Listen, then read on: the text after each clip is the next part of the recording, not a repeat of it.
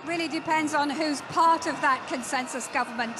The main thing that they want is to be part of what's going on, and that as long as that government is not dominated by Islamists, by the Muslim Brotherhood, then they may accept that. Although a lot of people behind me here are absolutely convinced that President Mohamed Morsi should go, and that he no longer is the legitimate president of Egypt because he's failed to meet the demands of the people. He's failed to move the country forward.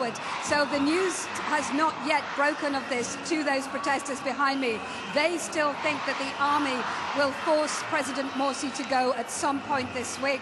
We've been hearing chants like the people have done it, they've got rid of the regime. Now, of course, we're a long way from that. We've had these discussions that have been going on between the top army generals and the opposition National Salvation Front leader Mohammed al-Baradei, and also, of course, the top Muslim cleric from Al-Azhar University and the Coptic Christian Pope. Now, this news coming out that President Morsi has decided to offer this new consensus government is definitely a concession on his part. Whether it will save his presidency, I really don't know at this point. We'll have to see later on how these people behind me accept that news.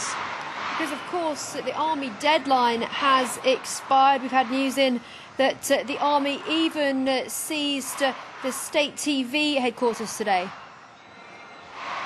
Yes, we are hearing that they are protecting the state TV building headquarters, the Maspiro, down the road from just from where I'm standing.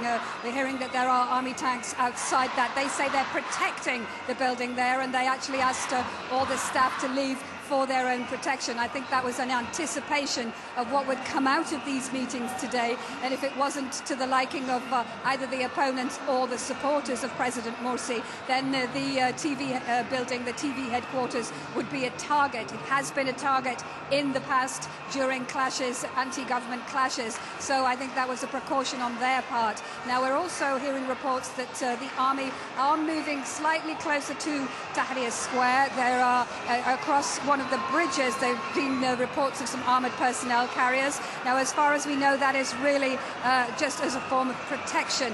The Tamarrud or rebel campaign have called on the army to protect civilians, and I think perhaps the news of this Mohamed Morsi's concession has just reached the crowd. I think you had a loud scream behind me then, so I think that they feel that they've won some concession on part of President Morsi.